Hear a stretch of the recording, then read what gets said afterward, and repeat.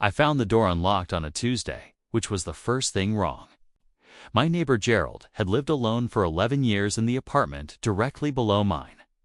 And in all that time, I had never once seen his door anything other than triple-bolted, chain-latched, and sealed against the world with the particular ferocity of a man who had decided, somewhere along the way, that the world outside was not to be trusted. I know this because I used to hear him lock up every night at exactly 9:45.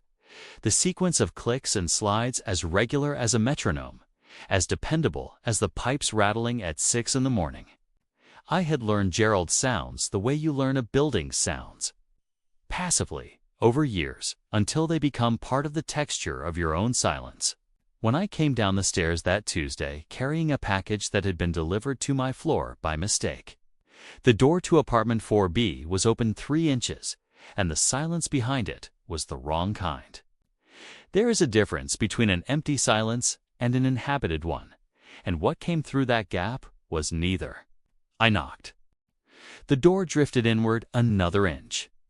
I said his name twice, and on the second time, my voice came back to me slightly altered. The way sound behaves in a room where the air has been sitting undisturbed for a long time. I pushed the door open with the flat of my hand, not touching the knob, which is a thing I cannot explain, except to say that something in me already understood that I should not be adding myself to whatever had happened here. Gerald's apartment was a mirror of mine in layout, but nothing else.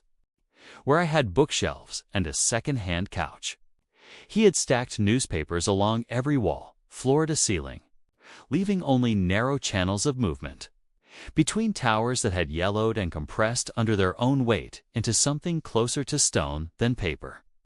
The smell was old coffee and something beneath it, something medicinal and sweet that I recognized without being able to name. Gerald was in his armchair, which faced the window, and my first thought, the desperate, generous thought you have in these moments, was that he had fallen asleep. His hands were on the armrests. His head was tilted slightly to the left. The television across from him was off, but the screen caught the pale November light from the window and threw it back as a gray rectangle. And in that gray light, I could see the reflection of the room and of Gerald's chair and of the shape sitting in it.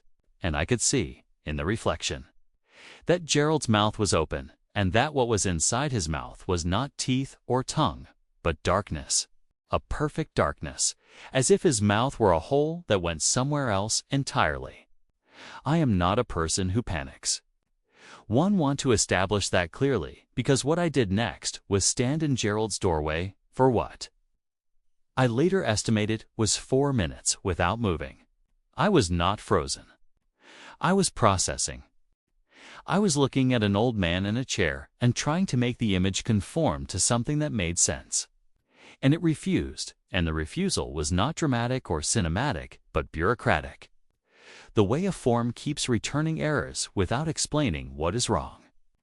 I called emergency services from the hallway. I told them I believed my neighbor had died. They asked me to stay on the line, and I did, standing in the hall with my back against the wall opposite the open door. And while I stayed on the line, I looked at the gap of the open door, and I thought about how I could see a thin strip of Gerald's apartment from this angle. A strip that included the edge of one of his newspaper towers and the baseboard and a portion of the gray carpet. While I was looking at this strip, I saw the shadow shift, not the light. The shadow, the darkness along the baseboard deepened and then retracted, the way a shadow moves when something above it moves. And I looked up at the doorframe instinctively as if I would find something perched there. But there was nothing. The paramedics arrived in 7 minutes. 2 of them went inside, and I watched their faces when they came back out, and I saw the thing that paramedics learn to do. The smoothing over, the professional flattening of expression. And I understood from this that whatever they had found confirmed what I already knew. They asked me questions. I answered them. A police officer arrived and asked me more questions, and I answered those too. At some point, someone told me that Gerald had likely been dead for 2 to 3 days. possibly longer, that they would know more after the examination. 2 to 3 days. I had heard him lock his door on Saturday night at 9:45. I had heard the sequence of clicks. I had heard it clearly enough that I had registered it, as I always did. The way you register a clock chiming without deciding to listen.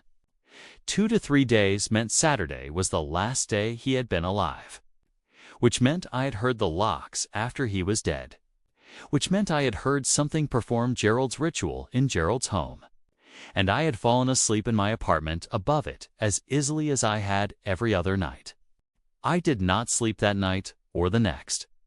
I sat in my kitchen with every light on and drank coffee and watched the window and told myself there were explanations. Old buildings settle. Sound carries strangely through walls and ceilings and floors. Grief distorts memory. I had not necessarily heard the locks on Saturday. I might have been misremembering. The mind is not a recording device. The mind is a storytelling machine, and it tells itself the stories it needs. I believed this. I have always believed this. I am an empiricist by temperament, and a pragmatist by necessity, and I do not allow myself the luxury of conclusions not supported by evidence. On Thursday night at 9:45, I heard the locks, the clicks, the sequence, exactly as Gerald had performed them every night for 11 years. First, the deadbolt, which made a heavier sound, a thunk rather than a click. Then the knob lock, which was quicker.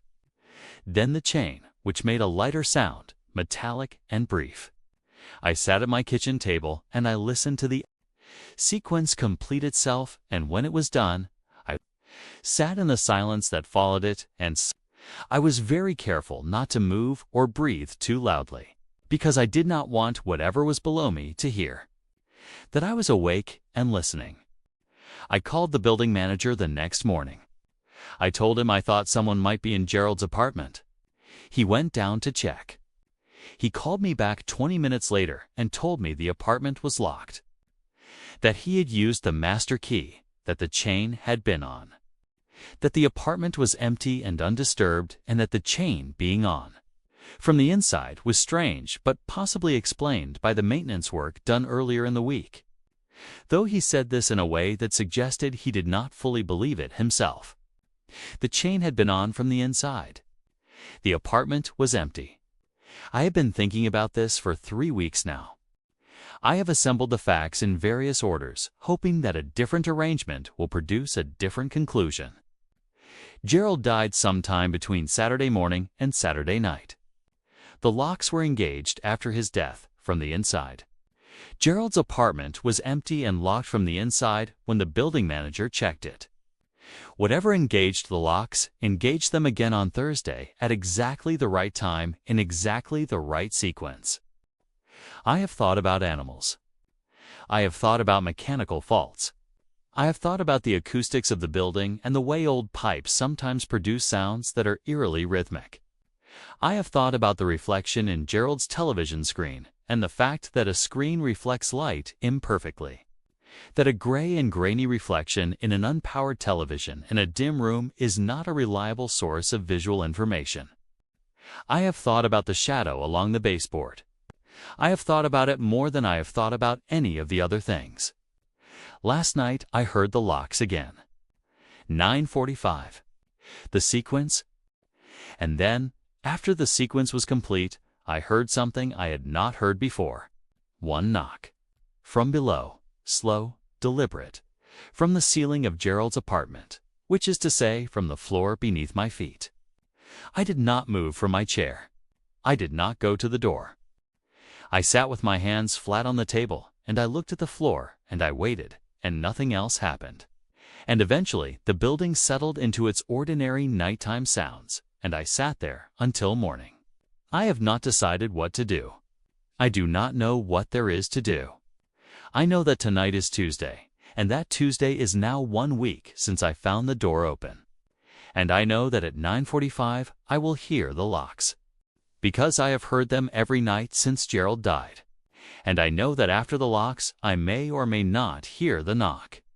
And I know that the knock, if it comes, will be from below, which is to say, it will be from something that knows I am above it, which is to say, it will be from something that is aware of me the way I am aware of it, which is to say, we are, whatever this is, acquainted.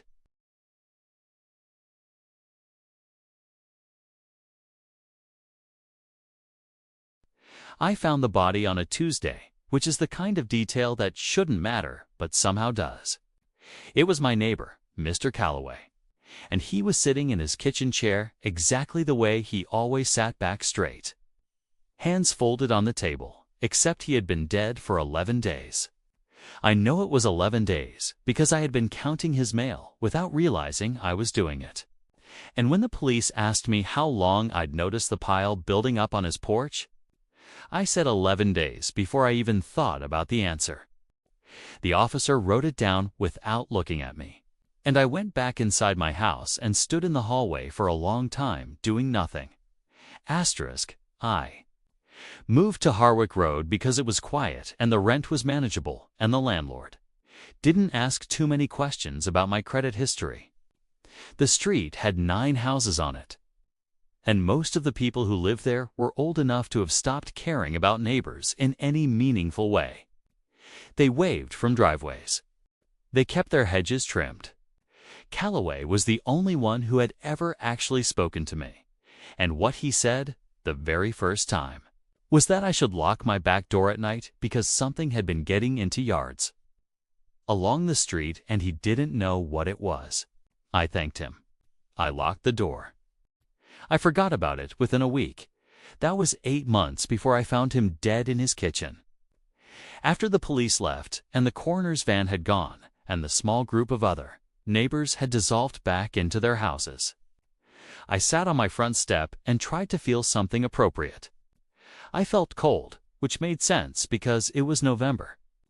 I felt tired, which made sense because it was after midnight by the time everything was finished.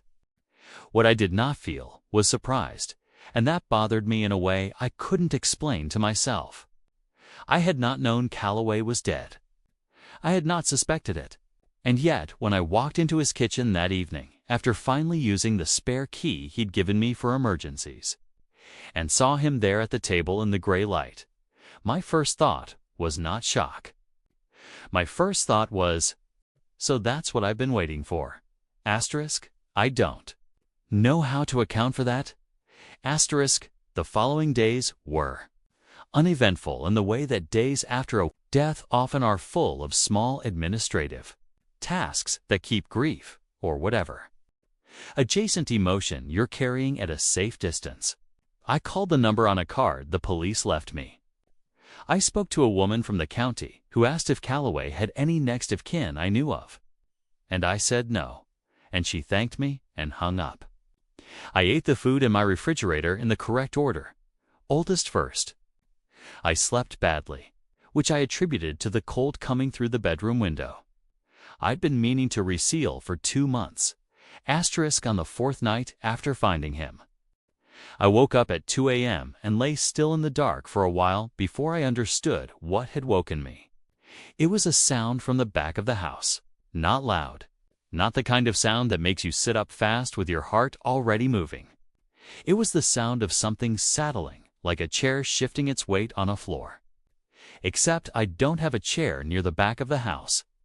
I have a kitchen table and 4 chairs pushed in around it, and a back door with a deadbolt that I lock every night because an old man told me to 8 months ago, and the habit stuck. I got up. I did not turn the lights on. I don't know why I didn't turn the lights on. It wasn't a decision I made consciously. It was just that my hand didn't reach for the switch. I walked down the hallway and stood at the kitchen doorway and looked at the table and the 4 chairs. All of them pushed in, all of them exactly where they should be. And the back door closed and locked, and the window above the sink dark and unbroken. And I stood there for probably 3 minutes looking at all of this before I went back to bed. I checked the back door twice before I slept. The sound came again the next night, and the night after that. By the 6th night, I had developed a routine around it. I woke, I lay still. I listened to the settling sound. I got up and walked to the kitchen doorway and looked at the empty room. I went back to bed. It had the texture of a habit rather than an event, which should have been reassuring and wasn't. On the seventh night, the sound was different. Not settling. Something slower. Something that moved. I stood in the kitchen doorway for longer than usual that night. And at some point I realized that what I was listening to was breathing. Slow and regular. The way a person breathes when they're sitting still and not doing anything in particular. It was coming from the table. It was coming from the direction of the chair at the far end of the table, the one that faced the door, the one that faced me. I could not see anything wrong with the chair. It was pushed in like the others. The room was dark, but not completely dark. There was enough ambient light from the street to show me the outline of the table, the shapes of the chairs, the pale rectangle of the window. There was nothing in the chair.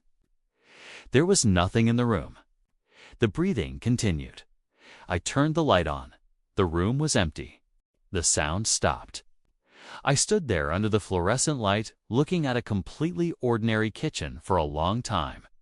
And then I poured a glass of water and drank it standing at the sink and told myself several reasonable things. Old houses make sounds. Grief does things to the mind. I've been sleeping badly for a week. I was not a person who believed in anything that could not be measured or accounted for. And I was not going to start now because of a noise in a kitchen. I believed all of this. I turned the light off. I went back to bed. In the morning, I found the chair at the far end of the table pulled out from the table by about 6 inches. Just that one. The others were pushed in flush. I stood in the kitchen in the daylight, looking at it, and then I took a photograph with my phone. Not because I intended to show anyone, but because I needed to confirm later that I had actually seen it. I pushed the chair back in. I made coffee. I went to work. I checked the photograph 4 times during the day. That evening, I moved the chair from the far end of the table and put it in the garage. I didn't want to look at it. I didn't want it in the room. I ate dinner standing at the counter, which I told myself was about not wanting to sit at a table with an absent chair and not about anything else. I locked the back door. I locked the front door. I checked both locks twice and then a third time and told myself I was done checking. I slept fine. No sound. No waking at 2 a.m., nothing.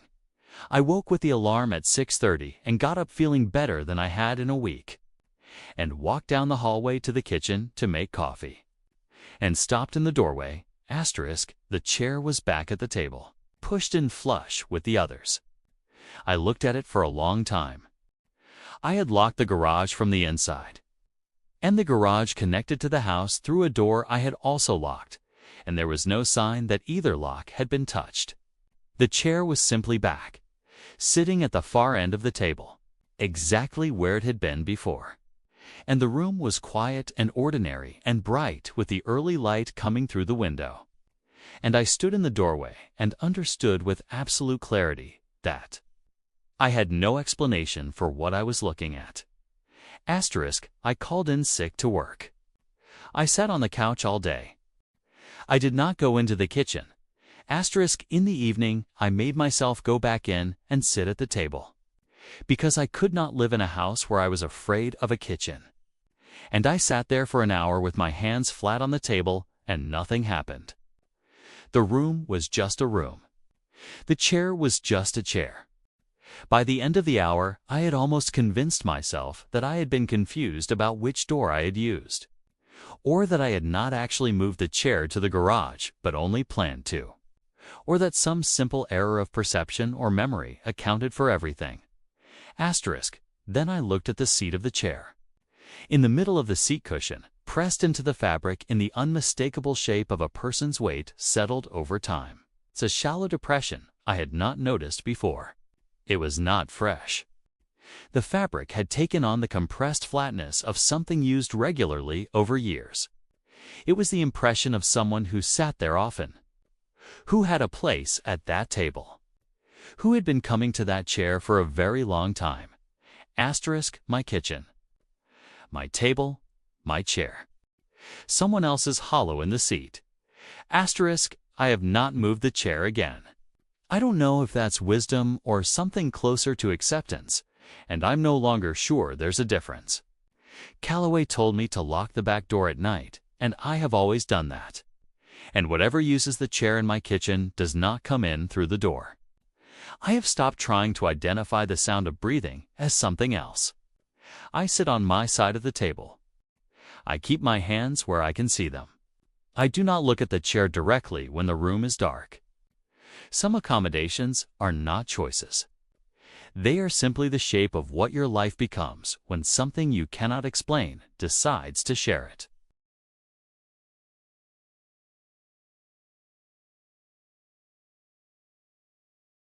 I found the body on a Tuesday, which felt like the wrong day for it. Tuesdays are for forgetting your lunch at home and missing the bus by 30 seconds and sitting through a meeting that should have been an email. They are not for standing in the doorway of your neighbor's apartment with a casserole dish going cold in your hands and realizing that the smell you have been attributing to a broken sewage pipe for the past 11 days was not a broken sewage pipe at all. His name was Gerald Foss. He was 63 years old, recently retired from a career in municipal water management. And he used to leave newspaper sections outside my door when he was done with them because he knew I could not afford a subscription. I did not know much else about him. That was the first thing I kept returning to in the weeks after. How little I knew. How little any of us knew about the man we had been brushing shoulders with in the elevator for 4 years. The police came quickly, which surprised me. 2 officers first, then a detective. Then a van from the medical examiner's office, then another detective. Then a woman in a gray blazer who never introduced herself and spent 40 minutes in the hallway writing things in a small notebook, without saying a word to anyone. They asked me the standard questions. When did I last see him? Whether I had heard anything unusual. Whether he had family I knew of. I answered everything I could, which was not much. Gerald had a daughter somewhere in the Pacific Northwest he mentioned once while we were waiting for a slow elevator. He had a brother he did not speak to. He drank instant coffee and kept his television on low volume until about 10 at night, and sometimes I heard it through the wall when I was trying to sleep. A faint murmur of cable news that I had found annoying and now found myself missing with a specificity that felt embarrassing. The detective assigned to the case was named Reyes. She was compact and unhurried, and she had a habit of looking at the space just beside your face when she was listening to you, which made it difficult to tell whether she was paying close attention or none at all. She told me Gerald had been dead for approximately 11 days. She told me the cause was cardiac arrest. She told me there was no indication of foul play. She said all of this in a tone that was professional and final and designed to close a door. And I let her close it, because what else do you do? I went back to my apartment. I ate the casserole I had made for Gerald. I watched television with the volume at normal level. I went to sleep. What I did not tell Detective Reyes, because it did not seem relevant and because I was not entirely sure it was real, was that I had seen Gerald Foss 2 days earlier. Not in the sense that I had seen someone who looked like him. Not a trick of the light in the elevator or a man with a similar coat on the street below. I had seen Gerald Foss standing in the hallway outside his own apartment door at approximately 11:15 in the evening, wearing the gray cardigan he always wore, holding his keys in his right hand, looking at the door the way a person looks at something they are trying to remember. I had come out to check the mail, which I realize is an odd thing to do at 11:15. But I had been expecting a check, and the anxiety of waiting for it had overwhelmed any awareness of the time. I saw him. He did not see me. Or he saw me and did not react, which is a different thing, but in the moment felt the same. I said his name. He did not turn. I took 2 steps toward him, and then the hallway light above him flickered. The way hallway lights in old buildings always flicker, and when it steadied, he was not there. I stood in the empty hallway for a moment, and then I checked my mail, which had not arrived, and I went back inside. I told myself he had gone back in. I told myself the light had played a trick. I was tired, and I had been under financial stress, and the human brain is an instrument that fails in small ways constantly without announcing it. I believed all of this. I continued to believe it until the night after Gerald's body was removed, and the cleaning service finished with his apartment, and the building went quiet in that particular way it goes. Quiet after something has gone wrong in it. A silence that is not peaceful, but watchful. And I woke at 2 in the morning to the sound of the television through the wall. A faint murmur. Low volume. Cable news. His apartment had been empty for less than 18 hours. I sat up in bed and I listened, and I am not going to tell you I was not afraid. Because I was, but the fear was not the sharp, electric kind. It was something heavier and more patient, the kind that settles into your chest and makes it hard to breathe in a full breath. I got up, I went to the kitchen and drank a glass of water. I pressed my ear to the wall and listened for 3 or 4 minutes, and then the sound stopped and I went back to bed and lay there in the dark until morning. I called a friend the next day, a woman named Sandra, who I have known since graduate school and who is one of the more grounded people I have ever met. I told her what had happened. Not all of it. Just the television. She said old buildings make sounds, which is true. She said grief plays tricks, which is also true.